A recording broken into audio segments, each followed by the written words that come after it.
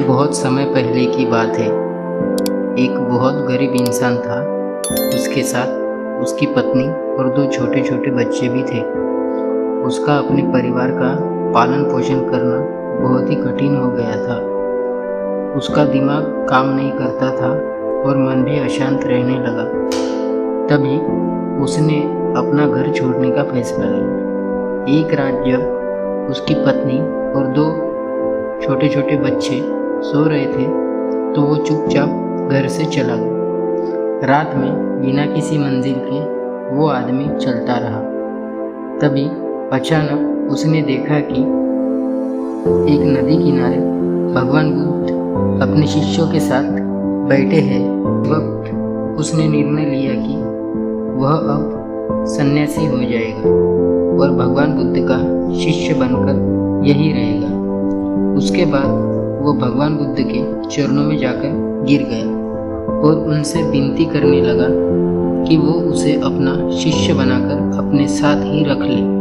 भगवान बुद्ध ने उसी गरीब इंसान की बात मानकर उसे अपना शिष्य बनाकर अपने साथ रख लिया। रास्ते में चलते चलते थक गए थे। सब रुककर एक पेड़ के नीचे विश्राम करने लगे। तभी भगवान बुद्ध को गर्मी के मारे बहुत तेज प्यास लगती है।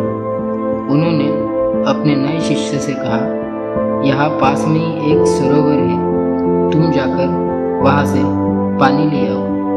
भगवान बुद्ध का आदेश मानकर वह सरोवर से पानी लेने चला गया। जब वो सरोवर के पास पहुंचा तो उसने देखा कि कुछ जंगली जानवर सरोवर में उधम मचा रहे हैं। जैसे ही वो सरोवर के और पास गया, सारे जानवर वहां से भाग जाते हैं। लेकिन सरोवर में कीचड़, सड़े और गले पत्ते ऊपर तैर रहे थे, जिसके कारण उसका मन नहीं मान रहा था। उसने सोचा कि इतना गंदा पानी भगवान बुद्ध कैसे पिएंगे।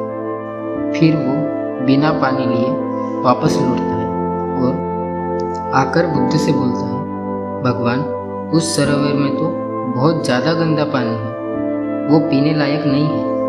अपने शिष्य की बात सुनकर भगवान बुद्ध थोड़ी देर चुप होकर बोले, जाओ उसी सरोवर से पानी लेकर आओ।